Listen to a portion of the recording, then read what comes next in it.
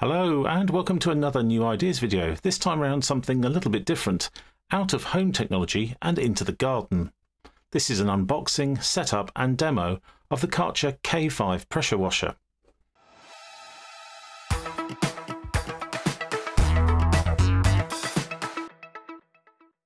I bought this directly from Karcher UK as it was a lot cheaper, mainly down to the fact that this was marked as a damaged box. Well, this is the only bit of damage I could find. These marks here are where the straps went when it was delivered. It was available direct from Karcher at £250, a significant discount from the original price. Be careful though, there are not a lot of these around, so if you see one and you want one, grab it quickly before it disappears. I'll leave a link in the description below, and I'll also leave a link to Quidco, where I managed to get another 6% off. On opening the box, it does appear to have been repackaged. It comes with the various leaflets, the setup guide, and even a thing that tells you how to put the wheels on, but we'll come back to that in a bit. And also you get this funny net thing which actually holds the mains cable in the back, and we'll have a look on how to fit that later. And here's the patio washer attachment. This is the cheaper $350 attachment. It doesn't contain the mesh inside that stops pebbles hitting it that the T450 does. But you can change the nozzles, although there are no additional nozzles in this box. So let's have a look and see what else is in the box. You get the front attachment into which the wand clips. We'll fit that in a bit. You get some stone and paving cleaner. There's the main unit in the bottom there. And here we have the hose nozzle attachment, some long sort of doweling, plastic doweling type things, which we'll see about there for later, some screws and the handle. You get the main attachment itself, the Vario lance, which gives you 3 different types of jet nozzle. You also get an extension, which is used for the patio cleaner mainly, but can be used on other Karcher attachments. What else have we got? We've got the base of the unit that slides in and just supports the bottom of the lances. And what else? We've got the wheels. Yep, standard sort of Karcher wheels. I'm never too sure why they don't fit half of this stuff, because it wouldn't make the box a lot bigger and it would make everything else easier to put together. And here's the new trigger.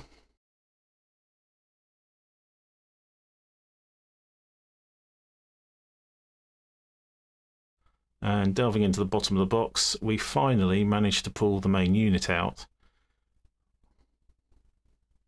And it's fairly heavy.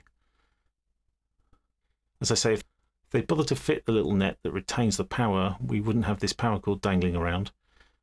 Here's where we fit on the retaining clip on the front that takes the lance and the trigger. We're going to start with the easiest thing to do, which is to screw on the little hose nozzle onto the inlet, finger tight only. And here's the back netting that holds in the mains cable.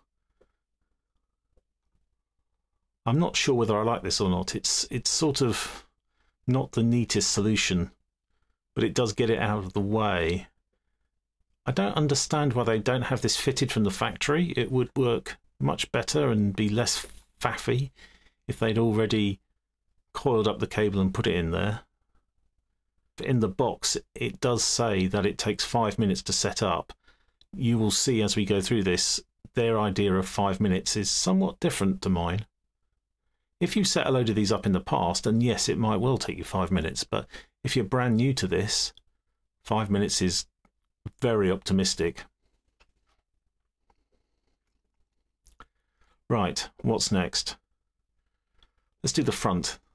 Fairly easy, it just sort of slides on, and you do have 2 screws to use to be able to secure this. Although I would have liked to have seen a sort of slide and click mechanism and then secured by screws, but anyway, once it's on, all you need to do is find the right screws, and you do get a number of screws in the box.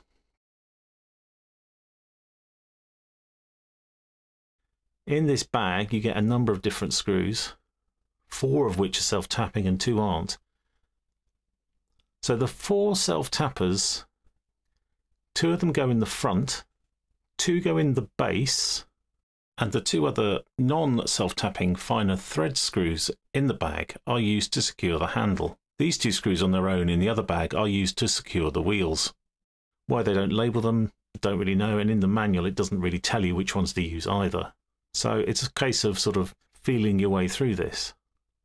So I'm hoping that this video will help people realise what goes where. Okay, so we're now going to put the screws in the handle. These take a little bit of screwing in. The thread on them is quite fine, so it does take a while to secure them. Again, I don't quite know why this couldn't have been done when it left the factory. It doesn't add an awful lot to the height of the unit. Maybe the box has to fit a very specific set of dimensions. A few extra millimeters here and there, and actually this could be a lot easier to get up and running quickly.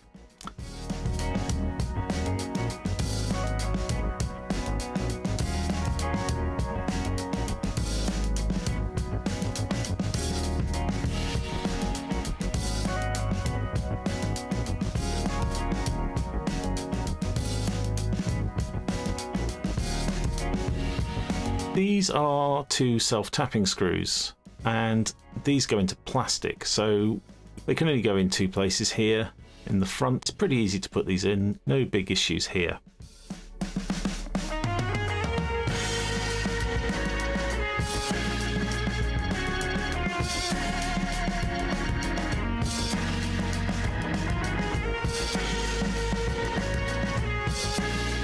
Now we get to the problem area with this build. These 2 screws, or more precisely this 1 screw. Now I thought they went in the base because there are holes for them. So let's have a look as I put this in.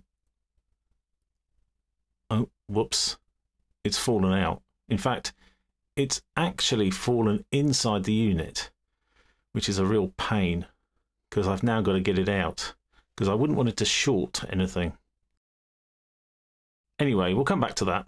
Let's have a look at the wheels. Now you've got a single hole in the wheels. They mount in a very specific way on both sides, and then you use a single non-self-tapping screw to secure the wheels.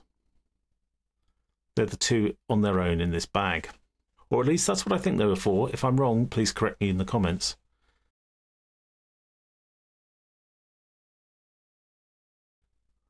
Here we go. Don't over tighten these. After some jiggery pokery and a bit of fighting for 10 minutes, I managed to get the screw out and then discovered the correct way to put them in. You need these 2 things that look a bit like dowling rods. They're squared off at 2 edges so they just fit in nice and firmly. Well, that was easy. Also, I thought. Now, if you look at the leaflet that comes in the box, it does tell you to put the wheels on slightly differently. But these wheels aren't the same as the one in the leaflet. It's not applicable. Just follow the instructions you've seen here. Okay, now for the business part, the wand. As with everything in life at the moment, this is now electronic, not purely mechanical. Connect it up. Now this can be a little bit hit and miss. As the first time I try it, it falls out. Let's try that again. Okay, a little bit more awkward, but it will go click. You need to listen for that lovely click. And in order to unspool this, I need to snip off this elastic. It's very handy now to have this spool on the back of the machine. Certainly much better than my old machine, where I had to use an extension to the hose and it got very messy very quickly.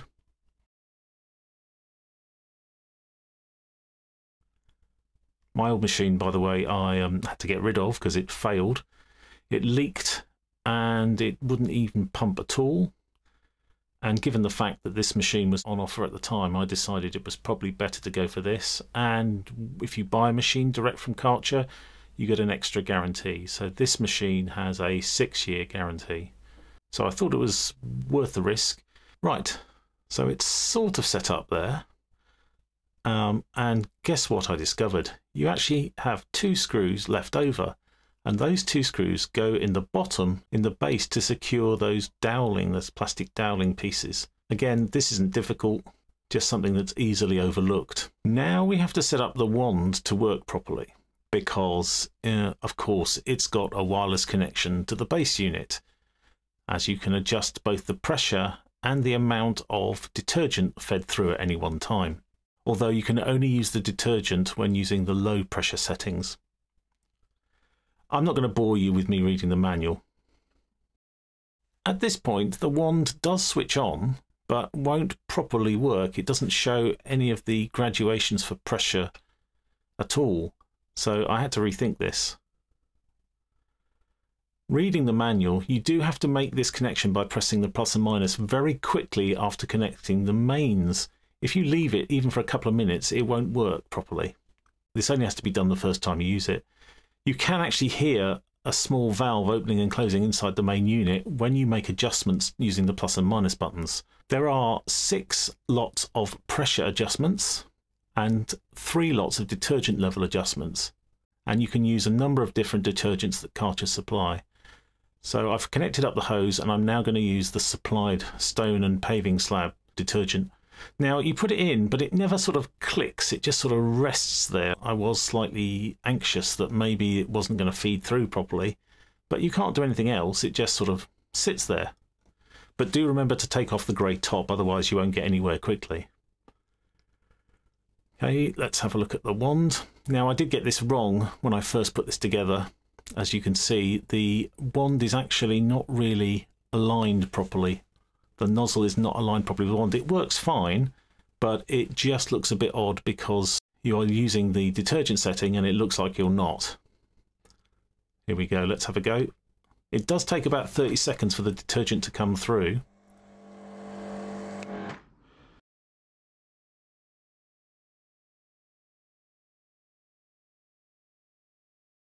And here I've got it on very low detergent mode. So you can see it's sort of starting to come through, but let's just use a bit of detergent. Yeah, now you can see it quite easily. And all I am is on low pressure, low detergent. I've turned up to high detergent mode. It's going to push through a lot more, as you can see. Right. So let's turn the detergent down a bit. And we're going to change from detergent mode only to a mixture of pressure. Let's have a look. So now you've got a little bit of detergent left over that's in the system, but you're on a high pressure blast. As you can see, it cleans these rather grubby paving slabs quite nicely.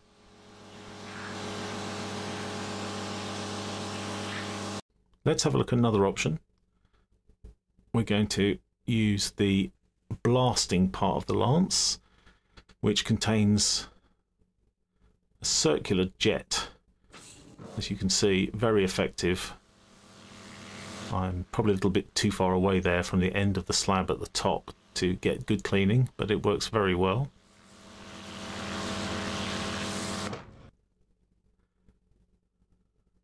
And that's at full pressure. And I can turn that down to the lowest pressure. And as you can see, it is still doing stuff at the lowest pressure, but obviously it's much more effective at the top end.